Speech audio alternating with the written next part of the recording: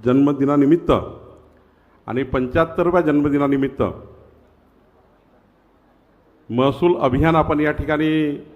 संपूर्ण महाराष्ट्रभर आयोजित केला आहे। आणि आज या अभियानाची सुरुवात आपल्या या पुण्यनगरीमध्ये राज्याचे मुख्यमंत्री ज्यांनी विकसित महाराष्ट्राचा संकल्प केला असे मुख्यमंत्री देवेंद्र फडणवीसजी यांनी या महसुली अभियानाचा शुभारंभ या ठिकाणी केला। त्याबद्दल मी आमच्या खात्यामार्फत माननीय मुख्यमंत्री महोदयांचे या ठिकाणी आभार मानतो। या कार्यक्रमाला प्रामुख्याने उपस्थित माननीय उपमुख्यमंत्री अजितदादा पवारजी, आपले कृषी मंत्री दत्तात्रय भरणेजी, आमचे राज्यमंत्री योगेश कदमजी, माधुरीताई मिसाळजी, आपल्या खासदार मेधाताई कुलकर्णीजी, आपले आमदार उमाताई खापरेजी, विक्रांत पाटीलजी, भीमराव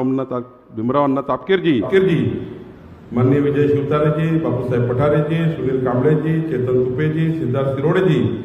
बाबाजी काळे, हेमंतजी रासने, शंकरजी जगताप, सुनीलजी शेळके। आज या अभियानामध्ये नाम फाउंडेशननी अत्यंत महत्त्वाचा करार या ठिकाणी केला आणि पांढर रस्ते योजनेला ज्यांचा मोठं सहकार्य मिळणार असे सिने कलावंत नाना पाटेकरजी, आपले सर्व विकास खारगेजी, आपले विभागीय आयुक्त कुलकुंडवारजी, सुहास दिवसेजी, रवींद्र बिनवडेजी, जितेंद्र डुडी, या ठिकाणी उपस्थित सर्व अधिकारी, समोर बसलेले मान्यवर, उपस्थित बंधू भगिनी, खरं तर महसूल विभागाची जबाबदारी माननीय मुख्यमंत्री महोदय आपण मला दिल्यानंतर आम्ही या ठिकाणी या राज्यामध्ये जी आपली अत्यंत महत्त्वाची सूचना या राज्याच्या महसूल खात्याला आपण दिली की महसूल खातं हे लोकाभिमुख झालं पाहिजे, ते पारदर्शी असलं पाहिजे,